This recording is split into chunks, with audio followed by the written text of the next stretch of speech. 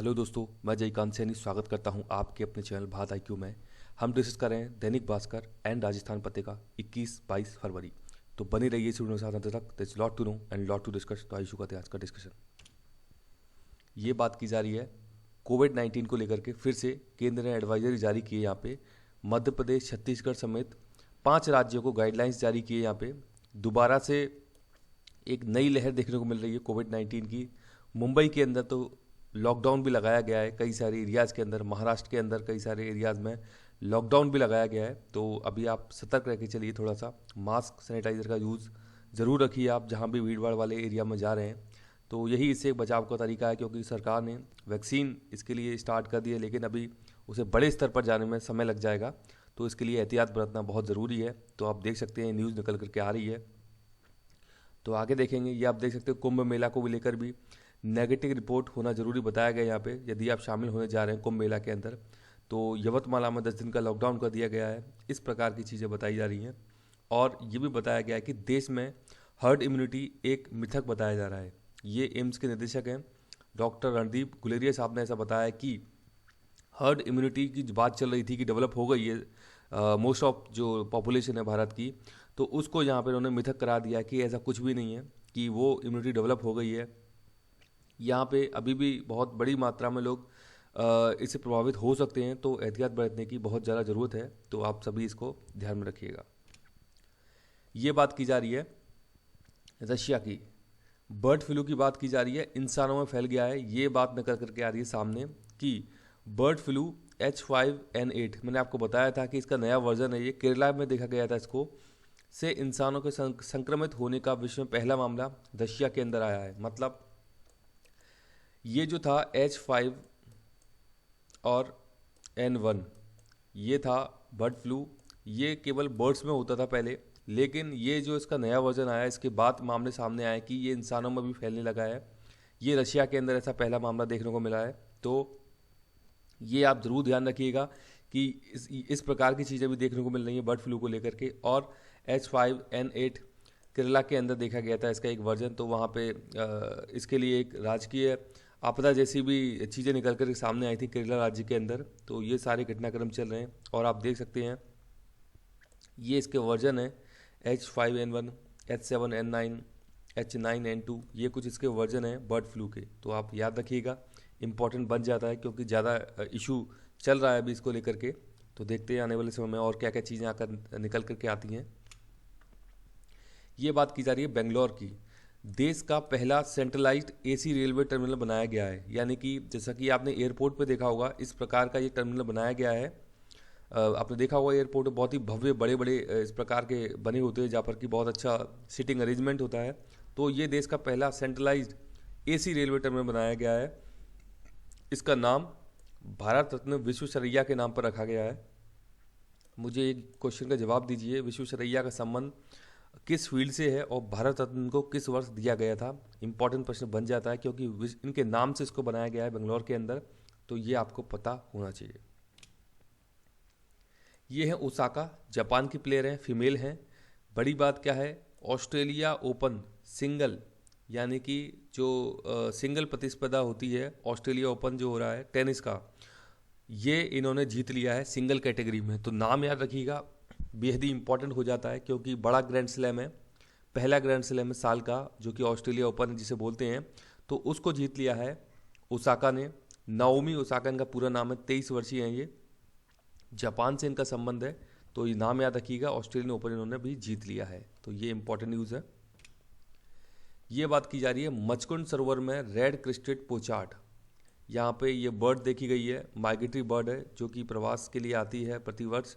तो ये मचकुंड की बात की जा रही है। मचकुंड बेहद ही फेमस एक धार्मिक स्थल भी है। इसे तीर्थों का भांजा भी बोला जाता है मचकुंड को। यहाँ पर प्रतिवर्ष एक मेला भरता है। वो मुझे कमेंट बॉक्स में कमेंट करके बताइए कि वो कब भरता है मेला। उसकी तिथि जो होती है वो कई बार पूछ ली जाती है। तो आप वो मुझे कमेंट बॉक्स में बताइए कि कब मेला लगता है।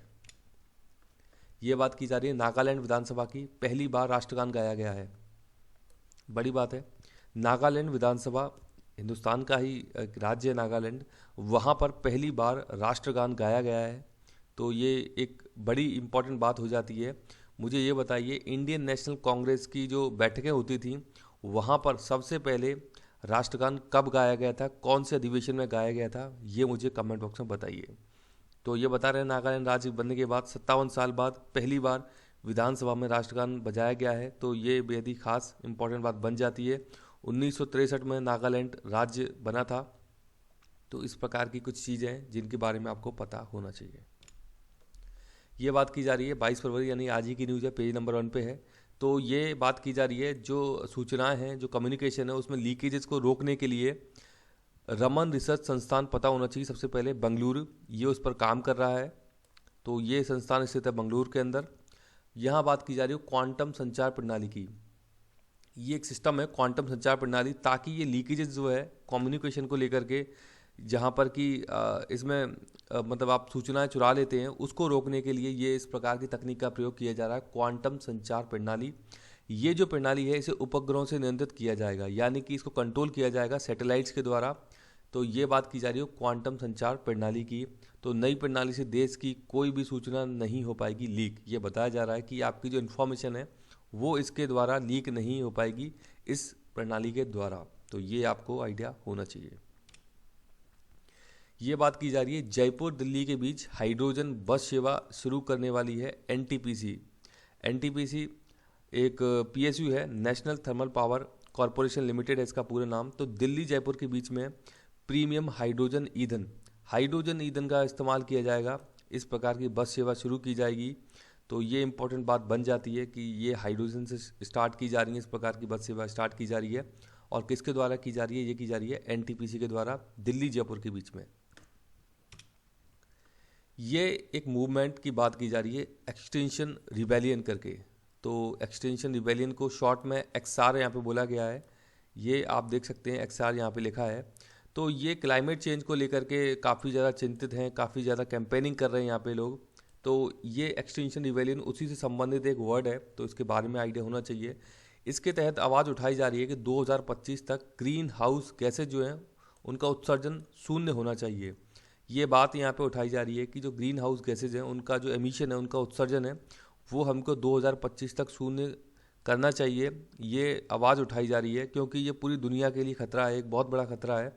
तो इसको लेकर के ये शब्द आपको आइडिया होना चाहिए कि एक्सआर क्या है। तो एक्सटेंशन रिबेलियन है, मतलब ये बहुत पुरजोर अपनी आवाज़ उठा रहे हैं इन सभी चीज़ों को लेकर के, पूरी दुनिया को मैसेज देने की कोशिश कर रहे हैं कि हमको ये जो ग्रीन हाउस गैसेज हैं इनको जल्द से जल्द कम करने का प्रयास करना है और 2025 तक शून्य करने की कोशिश करनी है। ये बात की जा रही है घातक है समुद्रों में बढ़ता प्रदूषण। ये CO2 की स्पेशली बात की जा रही है, कार्बन डाइऑक्साइड की। तो बड़ी मात्रा में कार्बन डाइऑक्साइड उत्सर्जित हो रहा है हमारी वायुमंडल में। पृथ्वी पर कई सारी चीज़ों से ये CO2 गैस निकलती है, लेकिन इसमें दक्षिण महासागर की बहुत बड़ी भूमिका बताई जा रही है कि ये जो दक्षिण महासागर है, आप देखते होंगे कई सारे सागर हैं नॉर्दर्न हेमिस्फीयर में, सदर्न हेमिस्फीयर में। तो उसी की बात की जा रही है दक्षिण महासागर की। वहाँ पर ये CO2 जो होती है वायुमंडल में, तो ये महासागर उसको अवशोषित करने का काम करता है, यानी कि यहाँ से खींच लेता है CO2 को और पर्यावरण को अच्छा बनाता है, स्वच्छ बनाता है। यहाँ से ये गैसेज कम हो जाती है, जो CO2 गैस हैं। इसके अलावा और भी कई अन्य अपशिष्ट जो गैसेज हैं उनको ये यहाँ पे अवशोषित कर लेता है दक्षिण महासागर। तो यहाँ पर ऐसा बताया जा रहा है कि अब इसकी भी लिमिट ख़त्म होती जा रही है दक्षिण महासागर की। अब ऐसा टाइम आ रहा है कि ये जो अवशोषण करने की शक्ति है इस महासागर की, ये भी क्षीण होती जा रही है, ख़त्म होती जा रही है। इस लेवल की गैसेज बढ़ गई हैं। तो अब इसने इसको रिटर्न करना शुरू कर दिया, यानी कि ये जो गैसेज अवशोषित कर रहा था, यानी कि समाहित कर रहा था, उनको अब ये रिफ्लेक्ट कर रहा है, उनको वापस कर रहा है पर्यावरण में, जिससे कि गर्मी बढ़ जाएगी पर्यावरण के अंदर और कई सारे डिसबैलेंसेस देखने को मिलेंगी। तो ये सारी चर्चाएं की जा रही हैं। तो बड़ा ही महत्वपूर्ण योगदान होता है समुद्रों का, महासागरों का, इस प्रकार की चीज़ों को लेकर के। तो CO2 को अवशोषित करने में बहुत बड़ी भूमिका होती है ये जो हमारे महासागर हैं, समुद्र हैं। तो इनको लेकर के बड़ी ही चिंता व्यक्त की जा रही है कि इसको कैसे डील करना है। इसीलिए अभी आपको मैं बताया भी था, वो जो एक्सटेंशन रिबेलियन है वो 2025 तक बोल रहा है कि हमको जो ग्रीन हाउस गैसेज हैं उनको कम करना है। तो ग्रीन हाउस गैसेज में एक गैस है CO2, इंपॉर्टेंट गैस है CO2, बड़ी मात्रा में उत्सर्जन होता है उसका। तो ये सारी चीज़ें आपको आइडिया होना चाहिए। फेसबुक का विवाद है यहाँ पे ये। तो ऑस्ट्रेलिया को लेकर के ये विवाद चल रहा है, अकेला ना नज़र आए ऑस्ट्रेलिया, ये एक यहाँ पे टाइटल दिया गया है। बात क्या चल रही है ये फेसबुक को लेकर के, तो इसमें बात ये चल रही है कि आप समझ सकिए, ये न्यूज़ की बात की जा रही है स्पेशली ऑस्ट्रेलिया के अंदर। तो न्यूज़ जो कंपनीज़ हैं, न्यूज़ वेबसाइट हैं, बहुत मेहनत करते हैं, न्यूज़पेपर जो छापते हैं, जो प्रिंट करते हैं, इनके रिपोर्टर्स होते हैं, एडिटर होते हैं, फोटोग्राफर होते हैं, बहुत अथक मेहनत करते हैं, उसके बाद अच्छी न्यूज़ निकाल करके लेकर आते हैं ये। और ये जो न्यूज़ है, होता क्या है कि ये न्यूज़, ये जो सोशल साइट्स हैं, गूगल है, यहाँ पर मतलब आप जो कंपनी है, जो मीडिया हाउस है, वो न्यूज़ जो बना रहा है, उसकी वेबसाइट पर जाने से पहले ही आप इन न्यूज़ को फेसबुक की साइट पर या गूगल की साइट पर देख लेते हैं। उससे होता क्या है कि ये जो साइट्स हैं, इनके रेवेन्यू का लॉस होता है। क्यों? क्योंकि इनके यहाँ पे ट्रैफिक ख़त्म होता जा रहा है, लोग विजिट नहीं कर रहे हैं इनकी वेबसाइट्स को। तो इसको लेकर के चिंता जाहिर की है ऑस्ट्रेलिया के पीएम ने। तो इस सब पूरी दुनिया में अभी चर्चा चल रही है कि क्या गूगल, फेसबुक इतने बड़ी कंपनी हो गई हैं जो कि दुनिया में देशों के पॉलिसीज़ को मतलब कि उनको बदल सकें, उनमें बदलाव ला सकें, उनको प्रभावित कर सकें। तो ये सारी चर्चाएं की जा रही हैं। तो ऑस्ट्रेलिया की डिमांड यही है कि ये जो न्यूज़ बनाने वाली कंपनी है, ये इस प्रकार के जो मीडिया हाउस हैं, ये जो सोशल साइट हैं, गूगल है, इनको पैसा पे करना चाहिए। ये जो न्यूज़ कंपनीज़ हैं, जो न्यूज़ मीडिया हाउस हैं, इनको, क्योंकि इतनी सारी मेहनत करते हैं ये लोग, इनको रेवेन्यू जनरेट नहीं होगा तो फिर ये अपना काम करना बंद कर देंगे, तो आगे काम कैसे चलेगा। तो ये सारी चर्चाएं की जा रही हैं कि इस प्रकार से इनको कुछ अमाउंट, कुछ पैसा देना चाहिए जो ये मीडिया हाउस हैं। तो ये सारी चर्चाएं चल रही हैं अभी दुनिया के अंदर। तो वो सपोर्ट मांग भी रहे हैं ऑस्ट्रेलिया के पीएम, और अच्छी बात भी है, क्योंकि जब किसी की मेहनत का उनको फल नहीं मिलेगा तो अपना काम करना बंद कर देंगे। तो ये सारी चीज़ें हैं। तो ये आपको एक बेसिक कॉन्सेप्ट पता होना चाहिए कि क्या क्या चीज़ें चलती हैं। आप देख भी सकते हैं, कभी गूगल पर सर्च कीजिएगा, आप जब भी कोई चीज़ सर्च करते हैं तो उनकी वेबसाइट नीचे आती हैं, तो यहाँ पर एक बड़ा सा लिंक, ये पेज खुल करके आता है गूगल पे, जो कि आपको बहुत कुछ इन्फॉर्मेशन प्रोवाइड करा देता है। या फिर फेसबुक की लिंक आ जाएंगी, वहाँ पे आपको इन्फॉर्मेशन मिल जाएगी, लेकिन उनकी जो वेबसाइट होती है वहाँ तक आप नहीं जाते हैं, और इन 2-3 एरियाज से विजिट करके आप वापस निकल जाते हैं। तो ये बड़ा नुकसान होता है उन कंपनीज़ को, उन वेबसाइट्स को। तो ये एक इम्पॉर्टेंट चीज़ है। ये बताया जा रहा है एफपीआई की कि फॉरेन जो पोर्टफोलियो इन्वेस्टमेंट है वो काफ़ी अच्छा अभी दिखा है। तो आंकड़े बताए गए हैं, पिछले साल के बुरे प्रदर्शन को पीछे छोड़ अब बढ़ रहा है एफपीआई। तो 2,51 करोड़ से अधिक का निवेश हुआ है। तो ये पता होना चाहिए एफपीआई क्या होता है, फॉरेन पोर्टफोलियो इन्वेस्टमेंट इसे बोलते हैं। ये दिखाया गया, एक डेटा बताया गया कि अमेरिका से क्या है, सिंगापुर, लग्जमबर्ग, ये कुछ डेटा यहाँ पे बताए गए हैं। तो इसके बारे में आपको आइडिया होना चाहिए कि एफपीआई क्या होता है। इसको बोलते हैं फॉरेन पोर्टफोलियो इन्वेस्टमेंट। एक होता है एफडीआई, फॉरेन डायरेक्ट इन्वेस्टमेंट। इसकी जो नेचर होती है बड़ी ही वॉलेटाइल होती है एफपीआई की। यानी कि सपोज़ आज दिन में 2 बजे एफपीआई हमारे यहाँ पे आ गया 2 लाख करोड़, हो सकता है कि कल, यानी कल 2 बजे दिन में ये 1 लाख करोड़ निकल के चला जाए। लेकिन एफडीआई थोड़ा सा स्थायी प्रकृति का होता है, इसमें इतनी ज़्यादा वॉलेटिलिटी नहीं होती है कि एक दिन के अंदर ये निवेश बाहर निकल जाए, क्योंकि ये एक स्थायी प्रकृति का निवेश होता है एफडीआई। तो इसको बहुत अच्छा माना जाता है एफडीआई को। तो ये भी एक बेसिक डिफरेंस आपको आइडिया होना चाहिए। ये ऑस्ट्रेलिया ओपन की फिर से बात की जा रही है। मैंने आपको बताया था सिंगल वुमेन में जीता था ओसाका ने, और यहाँ पे सिंगल मेन में अभी जीत लिया ऑस्ट्रेलिया ओपन का खिताब। ये जीता है नोवाक जोकोविच ने। तो नोवाक जोकोविच साहब का नाम याद रखिएगा। सिंगल कैटेगरी में ऑस्ट्रेलिया ओपन ग्रैंड स्लैम जीत लिया है इन्होंने। मुझे कमेंट बॉक्स में कमेंट करके बताइए कि इनका संबंध किस देश से है। तो दोनों ही इंपॉर्टेंट पर्सनैलिटी है, आपने नोट जरूर बनाते रहिएगा, इससे संबंधित सवाल पूछे जा सकते हैं। ये बात की जा रही है म्यांमार की। आपको पता है म्यांमार के अंदर पूरा कू हो गया है। जो आर्मी है वहाँ की, वहाँ पे एक तरीके से डेमोक्रेसी है वो ख़त्म हो गई है इस समय पे। तो ये डिमांड चल रही है, काफ़ी ज़्यादा प्रदर्शन चल रहे हैं वहाँ पे। तो उनका दमन करने का काम किया जा रहा है वहाँ की सरकार के द्वारा। तो इस प्रकार की चीज़ें सामने आ रही हैं। मैं पहले कई दिनों से चर्चाएँ चल रही हैं म्यांमार के अंदर। तो ये आपको एक आइडिया होना चाहिए, कुछ कुछ चीज़ें निकल करके जो आती हैं, तो उनकी कैपिटल के बारे में, म्यांमार के हेड के बारे में, म्यांमार के जो ज्योग्राफी है उसके बारे में मैं डिस्कस भी कर चुका हूँ पहले। तो ये आपको डेटा थोड़े से याद होने चाहिए, यहाँ से सवाल आपसे पूछे जा सकते हैं। ये बात की जा रही है नासा के परसिवरेंस रोवर की, मैंने आपको कल जिक्र किया था सर। तो ये मंगल ग्रह पे इन्होंने भेजा था। यहाँ पे स्वाति एक भारत की महिला हैं, भारतवंशी हैं, जिनका कि नाम निकल करके सामने आया था।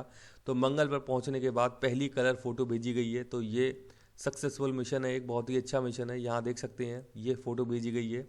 तो इसके बारे में आपको आइडिया होना चाहिए कि नासा के द्वारा मिशन भेजा गया है मंगल के लिए, परसिवरेंस रोवर, ये नाम याद रखिएगा, परसिवरेंस रोवर। और स्वाति जी का नाम भी याद रखिएगा क्योंकि भारत से संबंधित हैं।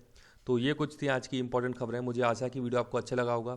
यदि वीडियो अच्छा लगा है तो जल्द से लाइक करें, शेयर करें, सब्सक्राइब करें, ताकि और भी लोग वीडियो से फ़ायदा उठा सकें। आप मुझे अपने सुझाव कमेंट बॉक्स में या मुझे ईमेल कर सकते हैं। इसी के साथ धन्यवाद, मिलते हैं अगली वीडियो में।